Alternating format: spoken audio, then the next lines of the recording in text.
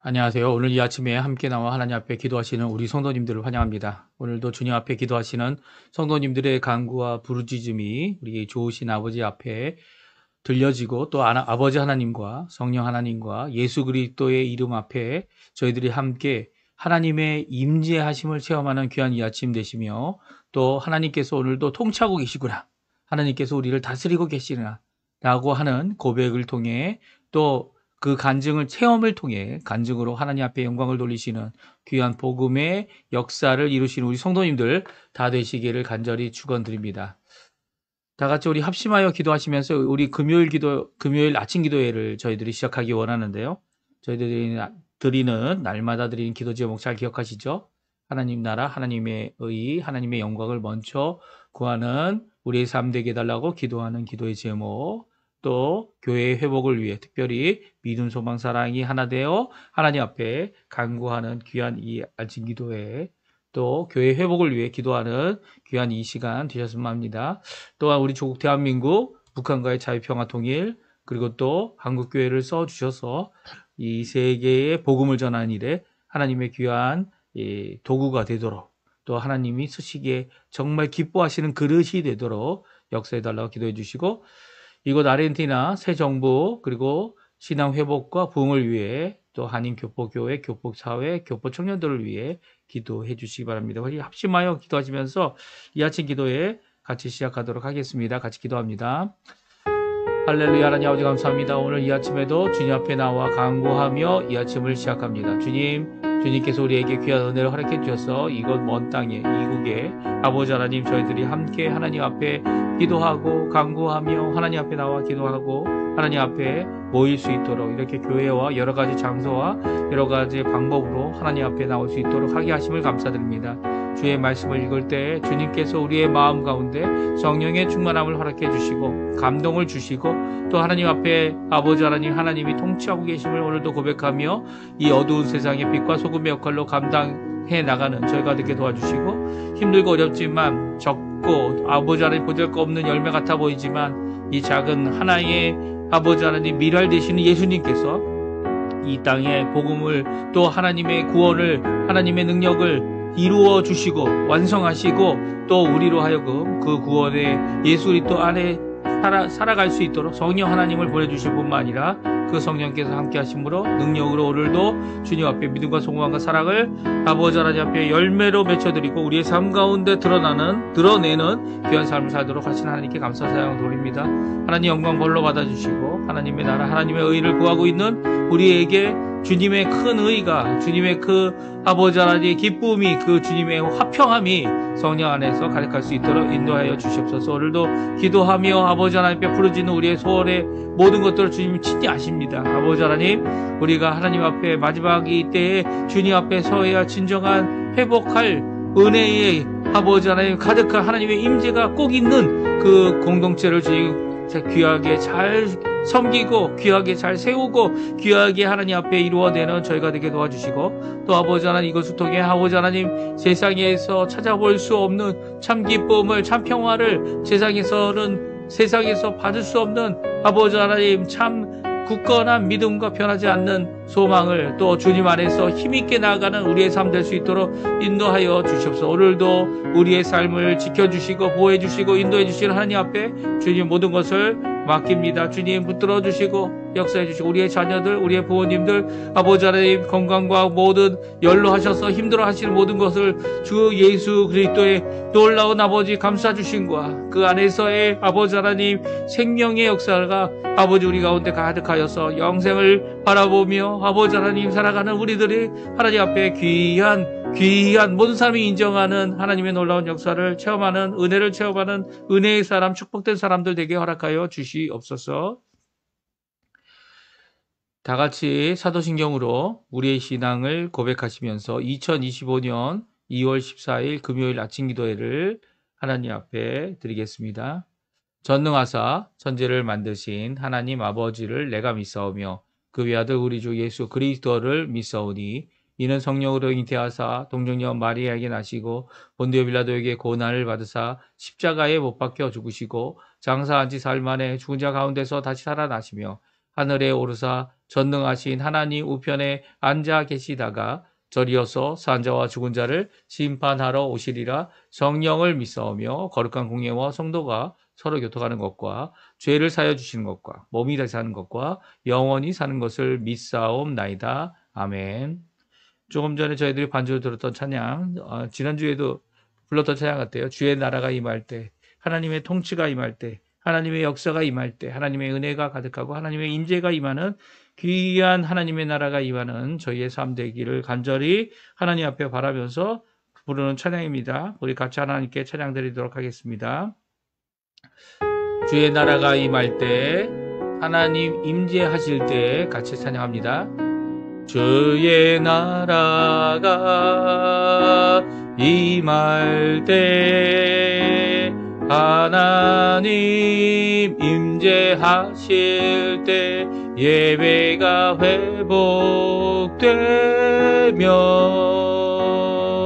기적은 일어나네. 전능하신 주 영원하신 능력의 통치자 자유가 선포되며 주 백성 돌아오네. 하나님 나라 임하소서. 영광과 존귀 능력과 위엄 놀라운 사랑의 기적의 하나님 지금 이곳에 오소서. 하나님 나라 임하소서. 영광과 존귀 능력과 위엄 놀라운 사랑의 기적의 하나님 지금 이곳에 오소서. 주 높고 위대하심은 크게 외쳐 선포하네. 만왕의 왕 주 하나님 이곳에 오소서. 주 높고 위대하심을 크게 외쳐 선포하네. 만왕의 왕 주 하나님 지금 오소서. 아멘. 오늘 저희들이 읽을 하나님 말씀은 누가복음입니다. 누가복음, 성경 누가복음 3장 1절부터 14절까지 말씀만 저희들이 읽겠습니다. 누가복음 3장 1절에서부터 14절까지 말씀만입니다. 우리 1절부터 저희들 같이 읽겠는데요. 우리 화면에 나오고 있습니다. 같이 있습니다. 티베리오 황제가 통치한 지 15해, 곧 본디오 빌라도가 유대의 총독으로, 헤롯이 갈릴리의 분봉왕으로, 그 동생 빌립이 이두레와 드라고닛 지방의 분봉왕으로, 루사니아가 아빌레네의 분봉왕으로, 안나스와 가바야가 대제사장으로 있을 때에 하나님의 말씀이 빈들에서 사가랴의 아들 요한에게 임한지라. 요한이 요단강 북은 각처에 와서 죄사함을 받게 하는 회개의 세례를 전파하니, 선지자 이사야의 책에 쓴 바 광야에서 외치는 자의 소리가 있어 이르되, 너희는 주의 길을 준비하라. 그의 오실 길을 곧게 하라. 모든 골짜기가 메워지고 모든 산과 작은 산이 낮아지고 굽은 것이 곧아지고 험한 것이 평탄하여질 것이요, 모든 육체가 하나님의 구원하심을 보리라 함과 같으니라. 요한이 세례 받으러 나오는 무리에게 이르되, 독사의 자식들아, 누가 너희에게 일러 장차올 진노를 피하라 하더냐. 그러므로 회개에 합당한 열매를 맺고 속으로 아브라함이 우리 조상이라 말하지 말라. 내가 너에게 이르노니 하나님이 능히 이 돌들로도 아브라함의 자손이 되게 하시리라. 이위 도끼가 나무 뿌리에 놓였으니 좋은 열매 맺지 아니하는 나무마다 찍혀 불에 던져지리라. 무리가 물어 이르되 그러면 우리가 무엇을 하리까? 대답하여 이르되 옷 2벌 있는 자는 옷 없는 자에게 나누어 줄 것이요 먹을 것이 있는 자도 그렇게 할 것이니라 하고 세리들도 세례를 받고자 하여 와서 이르되 선생이여 우리는 무엇을 하리까 하매 이르되 부과된 것 외에는 거두지 말라 하고 군인들도 물어 이르되 우리는 무엇을 하리까 하매 이르되 사람에게서 강탈하지 말며 거짓으로 고발하지 말고 받는 급료를 족한 줄로 알라 하니라. 아멘. 오늘 이 아침에 함께 나와 하나님 앞에 기도하시며 하나님 앞에 간구하시고 하나님의 임재를 간절히 바라시고 하나님의 통치, 하나님의 역사하심을 간절히 소망하시는 우리 성도님들에게 오늘도 하나님이 주시는 귀한 사랑, 아버지의 사랑이죠. 그리고 아들 하나님 되시는 예수 그리스도의 모든 은혜, 그리고 또 성령 하나님의 충만하심, 그리고 교통하심, 인도하심, 붙들어주심, 하나님의 나라가 임하게 하심, 우리에게 구원의 완성을 이루실 그 놀라운 능력과 역사가 우리 성도님들에게 가득하시기를 간절히 축원드립니다. 오늘 누가복음을 저희들이 함께 읽고 있는데요. 저희들이 이제 3장 말씀을 읽습니다. 3장에는 본격적으로 세례 요한이 하나님 앞에 부르심을 받아 하나님의 말씀을 임한 그대로 전하고 있습니다. 특별히 우리 누가복음엔 기록되어 있지 않지만 회개하라 천국이 가까이 왔다 이렇게 선포하고 있는 것이 빈들에서 이 복음을 전하는 귀한 회개로 돌아오게 하는 귀한 세례를 베푸는 세례 요한, 그래서 세례 요한입니다. 혹은 이 침례 교단이나 침례라는 단어를 쓰기 원하는 분들은 침례 요한이란 말도 쓰죠.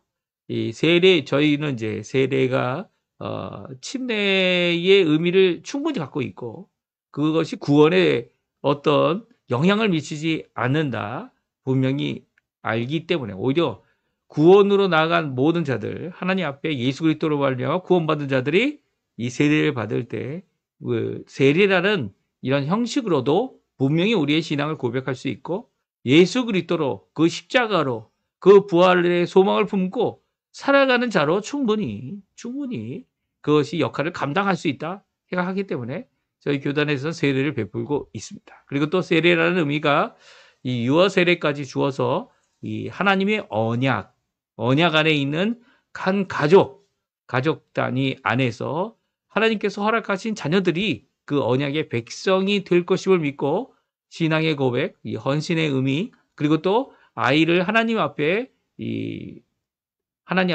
드리는. 그래서 이 저희 교단은 15살 이전까지는 15살인가요? 12살인가요? 저도 기억이 잘 안 나는데요.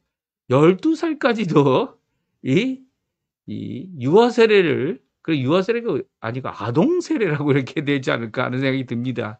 유년 세례, 유아가 아니고 이렇게까지 줄 수 있다 이렇게 이 법을 바꾸는 이런 일도 그런 이슈도 있었습니다. 근데 이 유아 세례가 부모가 대신하는 거 아닙니까? 이 자녀가 이 자신이 고백할 때쯤 되어서 그 유아 세례에 받은 자기가 고백하지 않은 이 신앙 고백을 충분히 다른 사람의 영향을 받지 않고 할 수 있을 때가 됐을 때 그들에게 이 세례에 대한 이 컴피르마시온, 그러니까 세례에 이 확정하는 그런 의미의 입교를 하게 되죠. 그렇죠?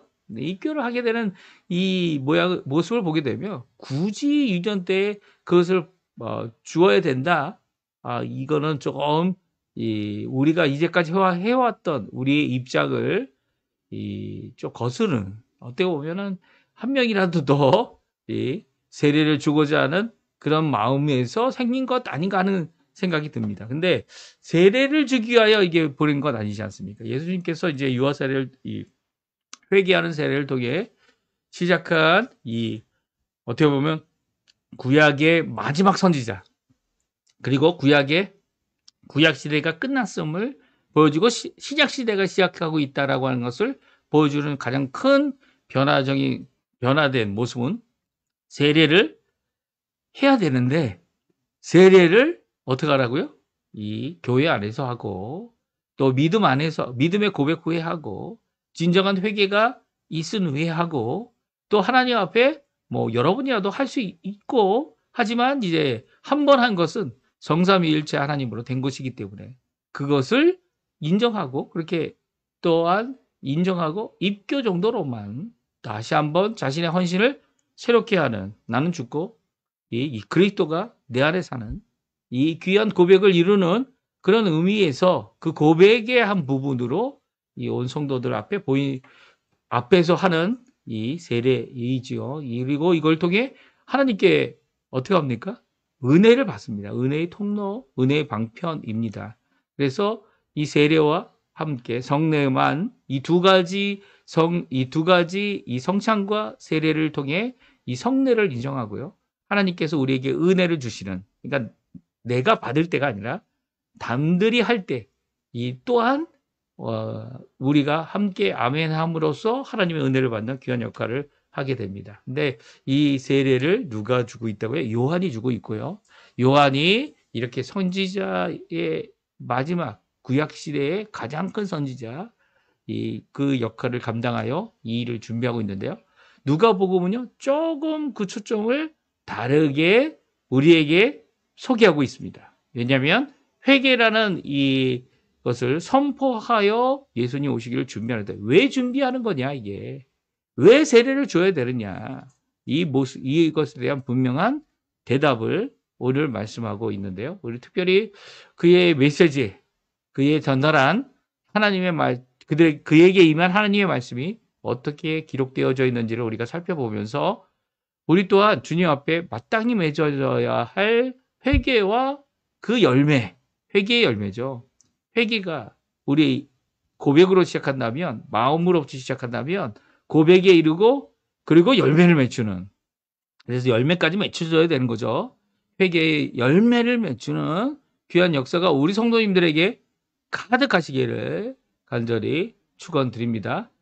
그렇습니다. 이제 준비하라. 뭘 준비합니까? 예수님 오시는 것을, 예수님이라는 그 이름보다는 구세주가 오시는 것을 준비하라. 예, 무엇으로요? 회개와 그에 합당한 열매로 준비하라는 거죠.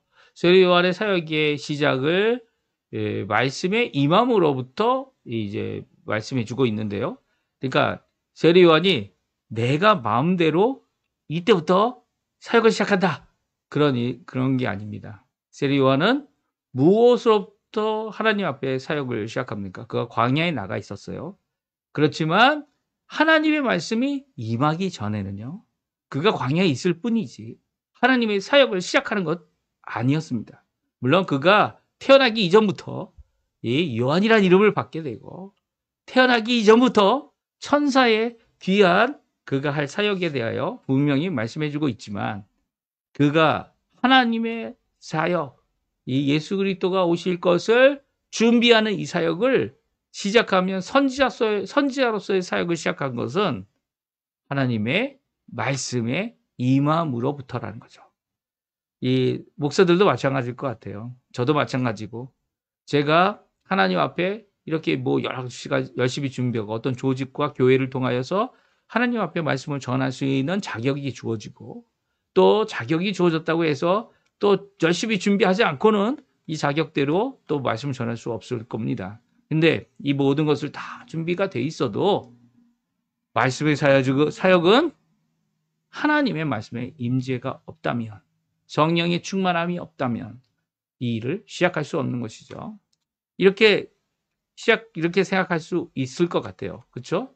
또한 이것은 이미 말씀을 전파하라고 하는 성도들에게 주신, 제자들에게 주신 이 귀한 예수님의 말씀을 의지한다면 이미 모든 사람들에게 이 하나님의 전할 말씀, 전할 복음, 전할 것은 이미 주어져 있다는 거예요.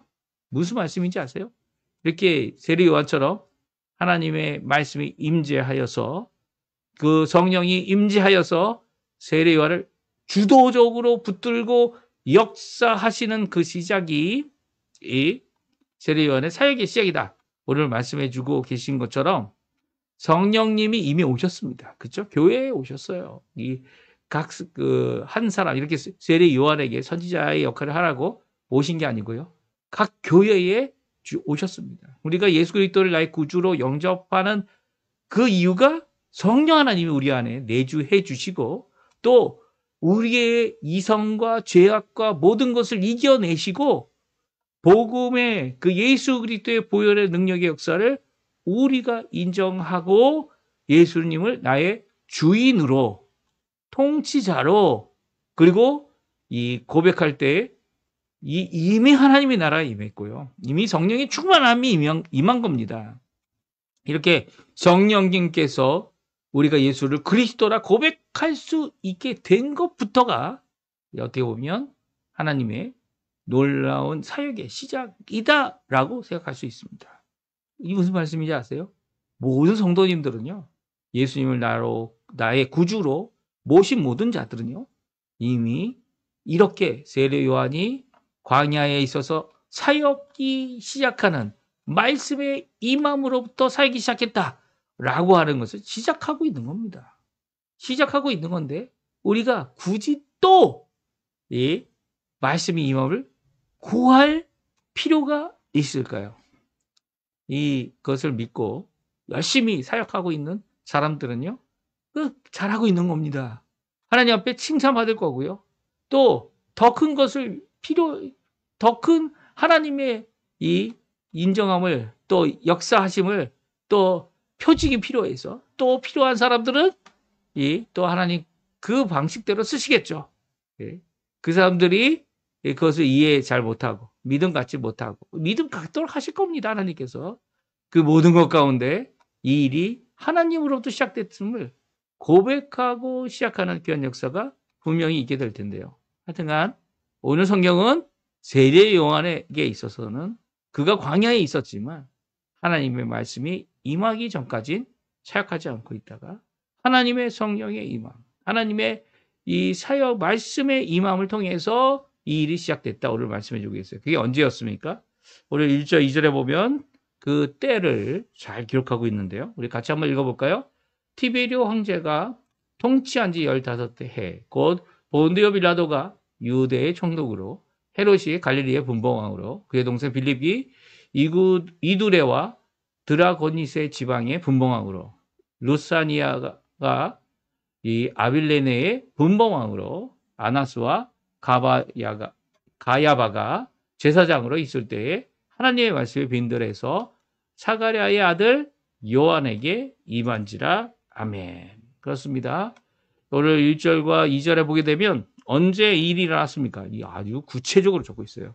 그러니까 단순히 세례 요한은 이 환상에 나 있거나 상상에 있거나 누가 꾸며낸 얘기가 결코 아니라는 거죠. 이 세례 요한은 분명히 그 시대, 어떤 시대입니까? 이 티베리오 황제가 통치하고 있고 그 해가 15째 해에 그리고 본디오 빌라도, 헤롯, 빌립, 이 루사디아가 이 통치하는 그리고 또 식민지를 다스리는 그런 역할로 이 일을 감당했고요. 또한 그뿐만 아니라 안나스와 가야바가 대제사장으로 있을 때 하나님의 말씀이 누구에게요?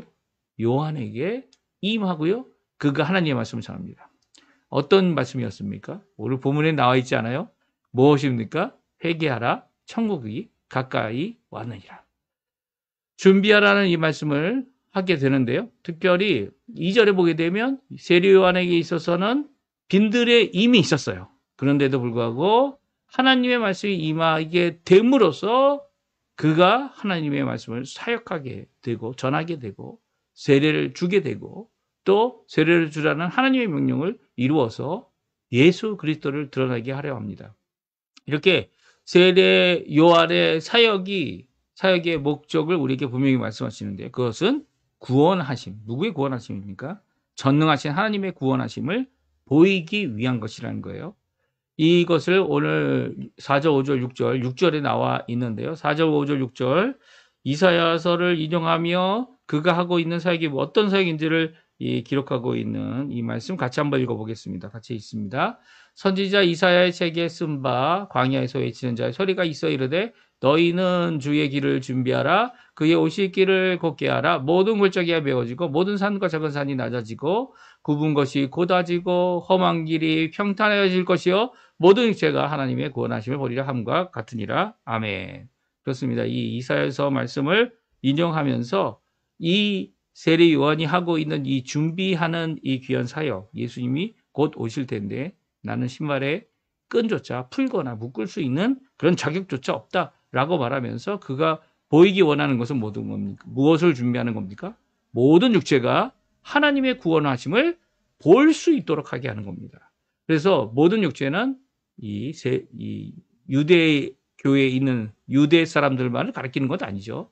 모든 육체는 이방인들이나 아니면 모든 세상 사람들이 다 보는 것이고요. 특별히 이런 구분이 이 언약 백성이라는 구분이 성경에 이 세례 요한에게 그렇게 크게 큰 것이 아니다. 너희들도 똑같이 회개해야 된다라고 주장하고 있고 고백하고 있는 말씀이 이 구원함을 보기 위한 그리스도가 오게 되는 이 유대교 안에 유대인들 안에 그 다윗의 자손으로 오시는 예수님의 오시게 될 때 온 만민을 향한 이 복음의 역사, 이 교회의 역사, 이 성전에서뿐만 예루살렘뿐만 아니라 이 사마리아 산도 아닌 하나님께 예배드리는 시대가 임하였음을 무엇으로 이 예배를 드립니까? 성령과 진리로, 성령과 성경 말씀으로 하나님 앞에 예배드리는 시대가 임하였음을 선언하고 계시는 귀한 역사가 예수님으로부터 시작되는데 그 구원하심의 완성이신 예수님, 구원하심의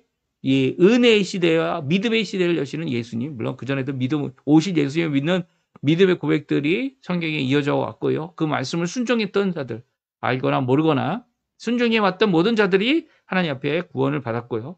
또 지금도 이제는 그 구원에 바라던 소망, 완성하심이 예수님을 통해서 이루어지시는데 그것을 보기 위한 준비를 세례 요한이 하고 있다. 이렇게 말하고 있습니다. 그래서 세례 요한은 누구를 드러내기 위한 세례를 주고 있는 겁니까?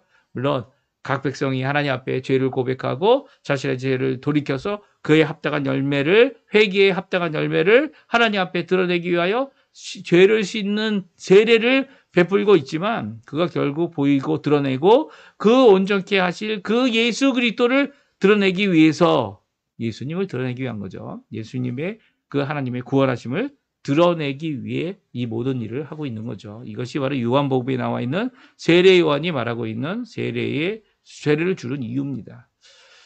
이렇게 구원하실 메시아를 마저 준비를 할 때 준비는 무엇을 해야 합니까? 회개.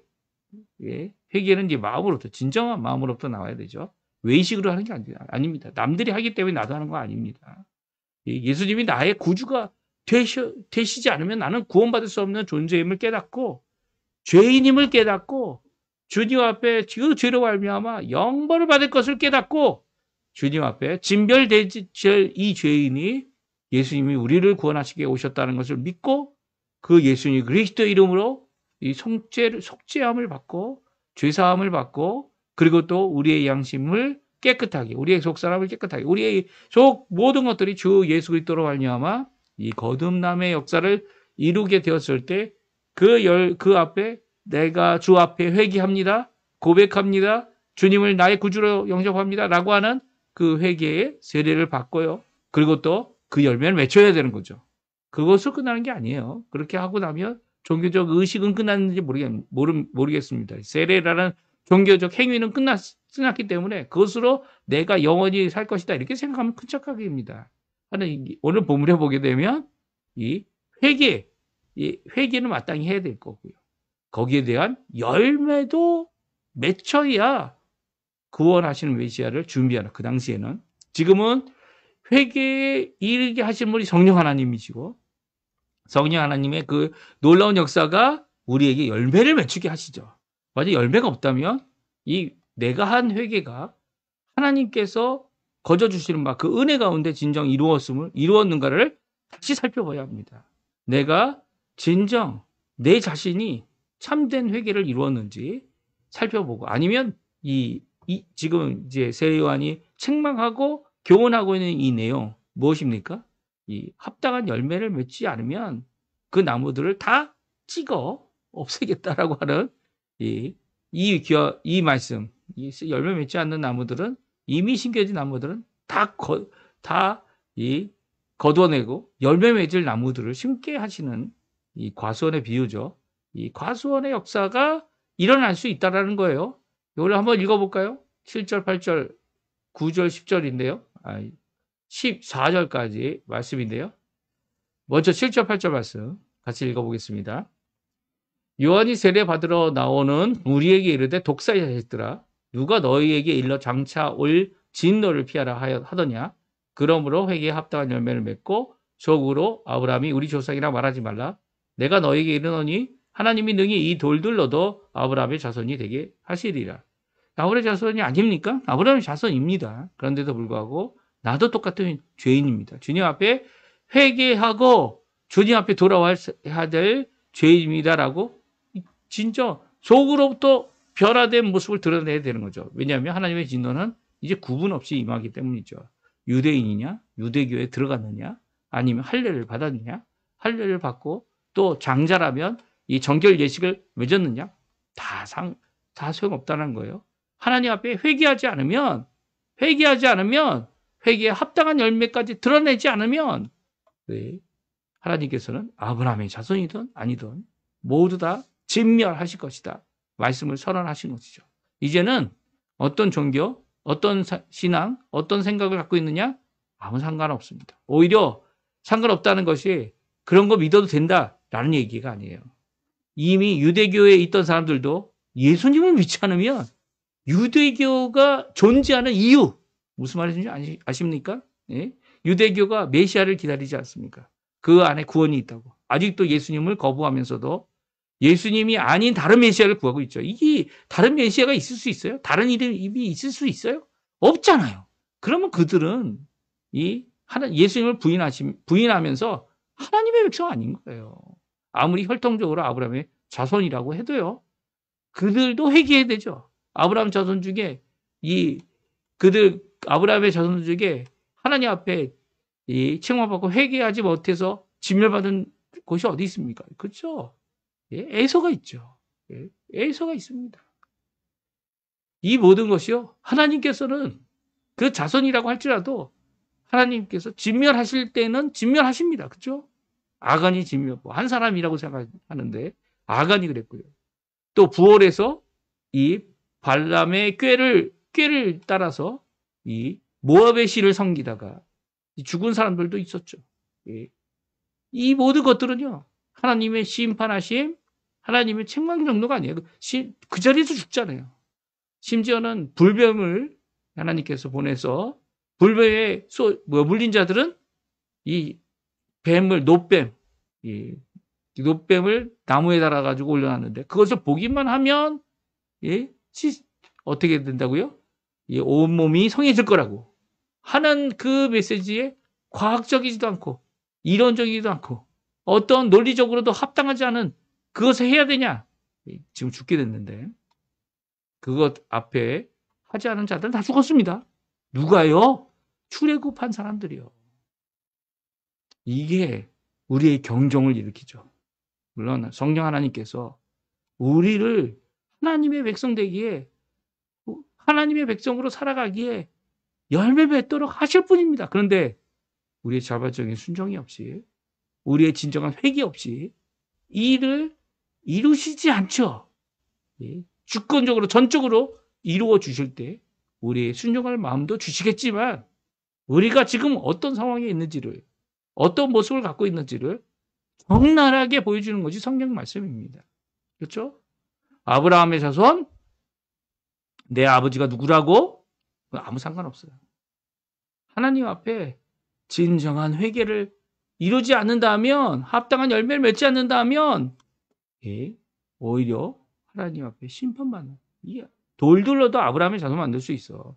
너희들이 자랑하는 건 아무것도 아니야. 이 돌덩어리밖에 안 돼. 라고 말하고 있는 것이 지금 요한 세례를 주고 회개에 이르도록 하는 예수 그리스도가 오는 것을 준비하도록 하는 귀한 세례의 역사를 이루고 있는 이 세례 요한의 메시지인 거죠. 그래서 열매를 맺으려면 어떻게 되냐라는 말에 이제 11절에서 14절까지 뭐라고 얘기합니까? 두 벌 있는 사람들은 돈 옷이 없는 사람에게 주고, 그리고 받을 것 외에 더 받지 말고, 그리고 또 자신의 권력과 이 명예와 이런 것들로 다른 사람에 있는 것을 빼앗지 말고 오히려 받은 바 월급, 급료로 만족해라 라고 하는 이 변화, 사회적인 변화, 이 사회적인 실질적인 변화죠. 이 어떻게 보면 구약의 선지자이기 때문에 구약의 마지막 선지자가 선포하고 있는 한 사회의 변화를 위해 이렇게 선언하고 있습니다. 우리 예수 그리스도 믿는 사람들은 구약의 어떤 사람들보다 더 뛰어나야죠. 예. 세례 요한이 이 땅에서는 가장 큰 자지만 하늘나라에서는 가장 작은 자입니다. 가장 작은 자도 하늘나라에서 가장 작은 자도 세례 요한보다 더 높죠. 왜 그렇습니까? 이 모든 것들이 예수 그리스도의 공로로 이미 우리에게 거저 주시는 바 은혜 가운데 있는 열매들입니다. 그렇죠? 또 우리도 그 열매를 열심히 맺혀드려야 되고요. 우리의 열매가 보잘것없어 보이더라도 예수님께서 이루어 놓으신 구원의 길을 가는 사람들에게는요, 이 모든 것들이 완성된 모습으로 하나님 앞에 나아가게 되죠. 그리고 또 완성된 것을 이루실 귀한 은혜를 받기로 되어져 있는 겁니다. 그래서 우리가 넉넉히 구원받고 넉넉히 은혜 가운데 오늘도 살아갈 수 있는 거죠. 이 놀라운 은혜의 하나님, 우리에게 구원을 이루시는 구약적인 의미가 아니라 예수 그리스도 안에 있는 자들에게 거저 주시는 바. 그렇다고 해서 그 자유의 기회를 내 마음대로, 내 고집대로, 내 마음대로 살다면 이 하나님을 믿는, 예수 그리스도를 믿는, 그 안에 의지하여 그 구원함을 받은 자의 모습을 보이지 못하는 겁니다. 그렇다면 열매 없는 자가 되는 거죠. 이 모든 것 가운데 오히려 하나님 앞에 주신 바 그 열매를 거저 받고 그 열매를 풍성히 이루어내는 그냥 우리 성도님들의 삶 되시고요. 이 세례 요한의 교훈 지금도 유효합니다. 구약시대라고 해서 구약시대에 있는 말씀이 다 없어졌다. 아니죠. 예수님 안에서 완성된 거죠. 그 모습을 잘 기억하고 그 메시지를 잘 기억하고 내 힘이 아닌 예수 그리스도의 능력으로 예수 그리스도의 힘으로 이 일을 성취해내는 그리고 그 성취하신 그리스도 안에 머무는 자들, 이 머물렀다고 하는데 아직도 죄악 가운데 있다면 머문 자가 아닙니다. 죄의 권한 아래, 죄의 지배 아래, 죄의 권한 안에, 죄의 능력 안에 아래에 있는 자들이죠. 그게 어떻게 예수님 아래에 있는 자들입니까? 예수님 아래에 있는 자들은 죄를 예수님이 이기신 그 승리를 체험하고 있는 자들이고요. 그 안에서 삶을 살아가는 자들입니다. 오늘 이 말씀 기억하시면서 하나님 앞에 나와 귀한 회개와 그 합당한 열매를 맺어 하나님 앞에 영광을 돌리시는 예수 그리스도의 사람으로 오늘도 하루를 사시는 우리 귀한 성도님들 되시기를 간절히 축원드립니다. 오늘 좀 늦게 끝났지만 우리 합심하여 기도하는 시간 꼭 가지시고요. 또 하나님 앞에 부르짖어 기도하십시오. 하나님께서 기도하시는 모든 분들에게 응답하시는 좋으신 분이십니다. 오늘 그 귀한 좋으신 분의 놀라운 역사 우리 안에 가득하게 해달라고 기도하시면서 이 아침 기도에 마치도록 하겠습니다. 같이 기도하겠습니다. 아버지 하나님.